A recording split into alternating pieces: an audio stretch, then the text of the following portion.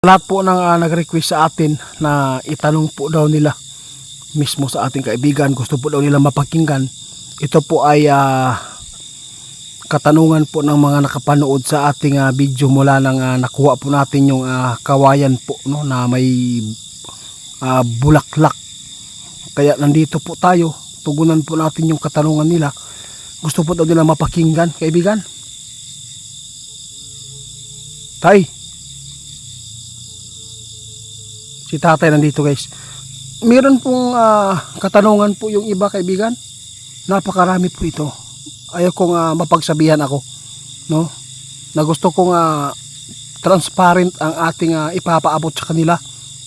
Marami nagtatanong kasi malapit lang po yung yung bulaklak ng kawayan. Bakit po daw ninyo hindi po daw ninyo naturo? Kung alam po ba ninyo?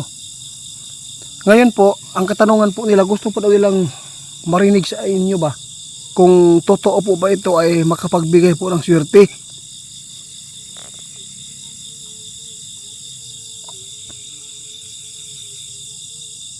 Ito po ang sabi ng ating kaibigan, guys, kung nagdalawang isip po kayo na maniniwala niyan, pwede po ninyong panoorin po sa iba. I-search lang po ninyo yung bulaklak po ng kawayan kung ano po talaga yung maganda po dyan na gamit. At saka meron po ipadagdag po natin na itanong kay kaibigan. Kaibigan, totoo po ba yan na pampaswerte talaga yung bulaklak ng kawayan?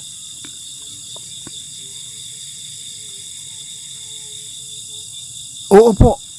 Bakit hindi po nyo naturo? Malapit lang po sa bahay nyo. Naintindihan ko po. Sabi po ng ating kaibigan, hindi po lahat ng mga bagay ay pwede po namin yan, no, mapansin. Sa dami po ng kanilang ginagawa din po. Kaya salamat, kaibigan, sana hindi ka magtampo. O gusto po nila marinig kung mayroon po bang bisa yan.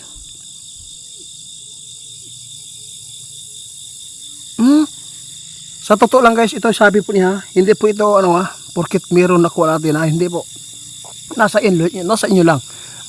Bihira lang po talaga na mayroong kawayan na ganyan na magbunga, no, magbulaklak doon sa may pinakapuno, no? Kadalasan po talaga yung mga kawayan, hindi po yan sa puno na magagikan ang bulak, kundi kadalasan po sa mga puno ng kawayan ay nasa dulo, katulad niyan, nasa dulo. Kahit puntahan pa natin yan, guys, walang bunga dyan na kawayan, walang bulaklak. Kaya dito po natin malalaman kung kahit po ay nasa puno yung nakuha natin na kawayan. Magtanong po tayo, kaibigan, sa inyo. Kahit bihira lang po ito na mangyari na doon nang galing sa puno ang pamumulaklak niya. Gusto kong malaman kung totoo po ba ito ay pampaswerte o bisa, may bisa po ba talaga ito sa negosyo?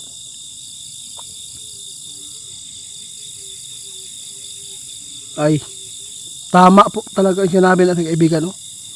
Sabi ng ating kaibigan, kahit gaano pa kadami yung orderin po ninyo, no?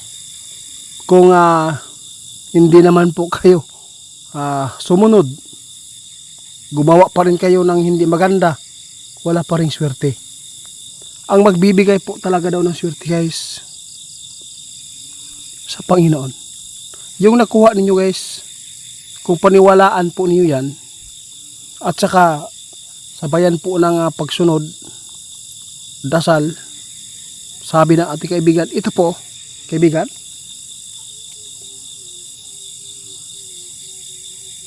napakaganda. Kahit gaano pa kalakas po yung mga pangpaswerte na gusto ninyo, kung hindi po kayo nagdarasal, wala pa rin kwenta, walang bisa. Pero kung tatanungin kita, kung sumunod sila at gumawa ng kabutihan din at laging nagdasal, simba, ano po ba ang maidudulot po dyan? Pampaswerte po ba talaga yung kaibigan? Wow! Ito ang sabi natin, kaibigan, sa totoo lang, bihira lang po talaga yung, guys, na doon tumubo sa puno. Bihira lang po talaga, no? Nasa ugat niya malapit po yung bulaklak. At saka pampaswerte po talaga yan. Pero hindi pa rin swertihin, di ba kaibigan, kapag gumawa ka ng yon, kasamaan. Walang kwenta. Pero swerte po yung nakakuha sa atin kung sumunod kayo. No? Mabuti po ang inyong mangyayari sa buhay nyo at sumunod.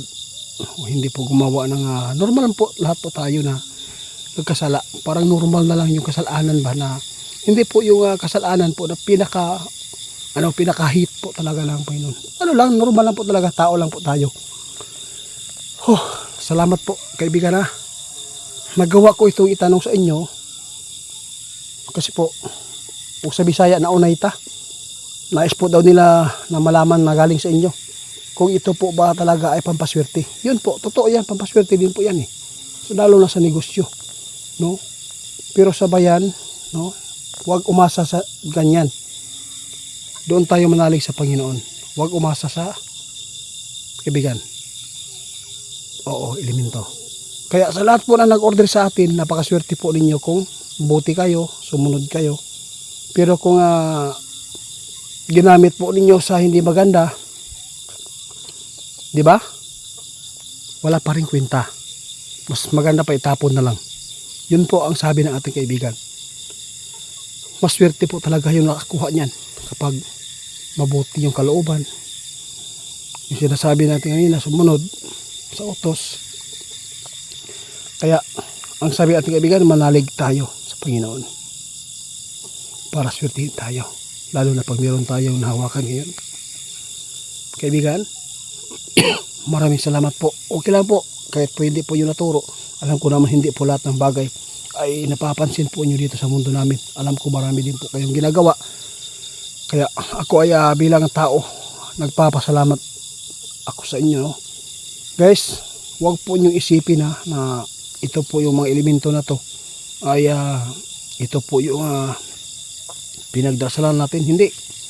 No? Kaya sinabi po sa atin, kaibigan, huwag umasa sa elemento. Kaya sa lahat po ng nakapanood dito, maraming salamat sa inyong katanungan. Nagpapasalamat po ako sa inyo. Wala sa lahat po na nag-order niya, no? Oo, salamat po. Ano lang, kung gusto po nyo ng swerte, sunod tayo. Kung ano man po ang hingiin po natin sa taas, maibigay na walang pag-alinlangan.